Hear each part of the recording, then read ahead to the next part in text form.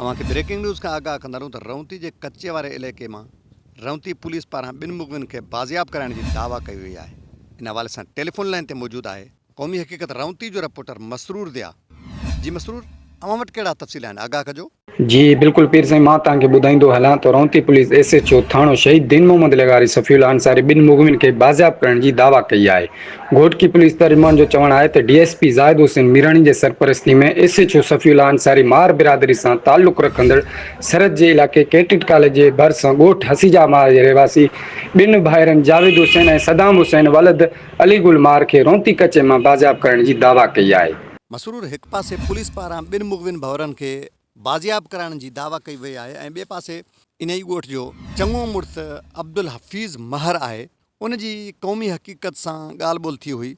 उनजो इहो चवणु हुयो त कंहिं धाड़ेलनि इन्हनि 2 भाउरनि खे अगवा नाहे कयो, इहे कंहिं दुश्मनी तौर ते खयां विया आहिनि। आंदल सुधरण जी हद आहे उहा त हीउ वाक़ियो असांजे ज़रियनि मुताबिक़ मशकूक नज़र पियो अचे, छो त अब्दुल हफ़ीज़ जी पहिरियां आउं तव्हांखे रिकॉर्डिंग ॿुधायां जेका क़ौमी हक़ीक़त सां ॻाल्हि ॿोल्हि थी आहे, उहा ॿुधो। अस्सलाम वालेकुम साईं।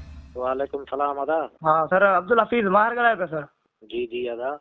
सर, पंहिंजी बिरादरी जा तक़रीबन 3 माण्हू अगवा थी विया हुया कुझु टाइम पहिरियां। हा उन में हिकु बाज़ियाब थियो आहे, बाक़ी 2 जेका आहिनि उन्हनि जे लाइ को अञा ताईं अमली कमु न नज़र आयो असांखे। सर, अमली कमु इहो आहे त उन में असां बि कोशिशि कयूं था। SP साहब बि असांजी भरपूर मदद कई आहे। उन में जेके असांजा असल में टारगेट थिया हुया 2 हमरा जी उन्हनि खे माना ईअं कोन रस्ते वेंदे खयो हुयऊं, उहो उन्हनि माना टारगेट करे 2 हमरा खया हुया। उहे पंहिंजी ज़मीन ते इहो फिश फार्म हुयो उते मौजूदु हुया। उन्हनि सां को अगरि में प्रॉब्लम थियो हुयो, पोइ उन दुश्मनी जे हिसाब सां ईअं सम्झो त खया विया आहिनि। ऐं उहे असांखे माण्हू बि लोकेट थी विया आहिनि ऐं 4 खां 5 माण्हू जेके आहिनि उहे पुलिस वटि आहिनि बि सही, पर हाणे ज़िद वारो मामिलो आहे। इंशाअल्लाह ताला अलाह साईं भलाई कंदो। कोशिशि कयूं था हद खां वधीक। 4 खां 5 माण्हू जेके आहिनि नॉमिनेट थी चुका आहिनि उन में, ऐं उन्हनि मां जाऊं 3-4 माण्हू गिरफ़्तार बि थिया आहिनि। कमज़ोरूं हिन महिल बि असां 4 माण्हू असांजे कानूनी तौरु उन्हनि जा आहिनि ऐं उन्हनि जूं छा हाणे ॿियो वरी मीडिया ते वेही करे चऊं, उन्हनि सां घणो कुझु थियो आहे। इंशाअल्लाह ताला उहे पैसनि जो या का ॿी मांग करनि था, उहा कॾहिं बि कोन ॾींदासीं। भली असांखे दुश्मन अखियुनि जे अॻियां आहिनि, भली असांखे कुझु बि थियो त उन्हनि खे इंशाअल्लाह ताला उहे जवाबु ॾींदासीं। हा, पैसा असां कोन ॾींदासीं। बाक़ी या उन में असांजी मार बिरादरी जेके हुजे, वॾा जेके असांजा सरदार साहिबान आहिनि उहे बि असां सां राब्ते में आहिनि। ऐं बाक़ी हाणे मीडिया ते अची करे इहो ॿुधाइणो त अॼु हिन हीअं चयो, अॼु हिन हीअं चयो, त इहो त हाणे कोन थो थी सघे। सर, ॿियो इहो आहे त उन्हनि मग़वियुनि लाइ तक़रीबन सभई ख़ामोश आहिनि, उन जा कहिड़ा सबब बणिजी सघनि था? मिसाल तौरु केरु ख़ामोश आहिनि, करणी पाण खे ई पवंदी। ऐं उहे असां जेको आहे ख़ामोश इहो हूं त अंदरूनी तौरु असां डेली कमु कयूं था। उन जो वालिद साहिबु हुजे, असांजा पंहिंजा अज़ीज़ बि हुजनि, ऐं डेली बेसिस ते कमु कयूं था। इंशाअल्लाह ताला सुबुह खां वठी वेंदे वरी ॿी सुबुह ताईं। सर, उन्हनि जा मग़वियुनि जा वारिस हिन टाइम ताईं मीडिया ते ज़ाहिर न आहिनि थिया, इन जी छा वजह सम्झी सघो था? सर, मीडिया ते ज़ाहिर कीअं न आहिनि थिया, उहो त हर दफ़े चवनि था ऐं पुलिस उन्हनि सां राब्ते में आहे ऐं सॼी संगत ज़ाती तौरु उन्हनि सां बिरादरी, उन्हनि जा पंहिंजा ज़ाती माण्हू सभु उन्हनि सां राब्ते में आहिनि। बाक़ी हाणे मीडिया वारा मां सम्झा थो न बि विया हुजनि, उन्हनि को मौक़िफ़ न वरितो हुजे।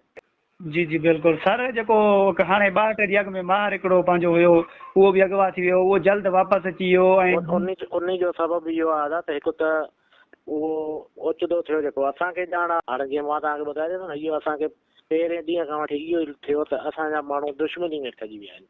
माना पोइ असांखे माण्हू ईअं न दग वेंदे कोन थिया अथऊं। उहे कंहिं जाइ ते वेठा हुया, पंहिंजे हुन ते फार्म ते वेठा हुया, उहो सरकारी तौरु लीज़ थियल आहे। पोइ कुझु माण्हू जेके आहिनि उन्हनि खे माना टारगेट करे खयूं।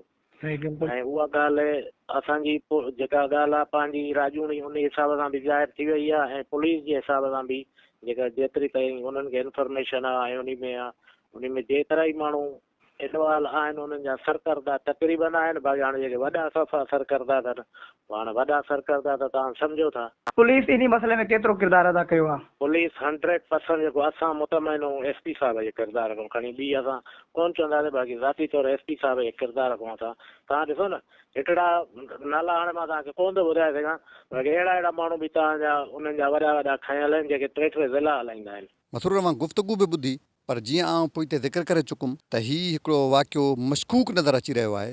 इन बारे में अव्हांजो छा ख़्यालु आहे? पीर साईं ज़रीम जो चवणु आहे ही वाक़ियो ज़ाती दुश्मनी सबबि पेश आयो आहे पर पुलिस जंहिंजा अंग वधाइण में मसरूफ़ आहे। जी सही था चओ, बिल्कुलु पुलिस पंहिंजा नंबर ठाहिण में मसरूफ़ आहे ऐं मशहूरु शख़्सियतूं जेके ज़िले घुटकी जा सहाफ़ी ऐं सोशल वर्कर्स आहिनि, थोरी लालच जे अवल पुलिस उन्हनि खां पंहिंजी तारीफ़ कराइण में मसरूफ़ आहे। जी मसरूर, तफ़सीलन आगाह करण लाइ महिरबानी।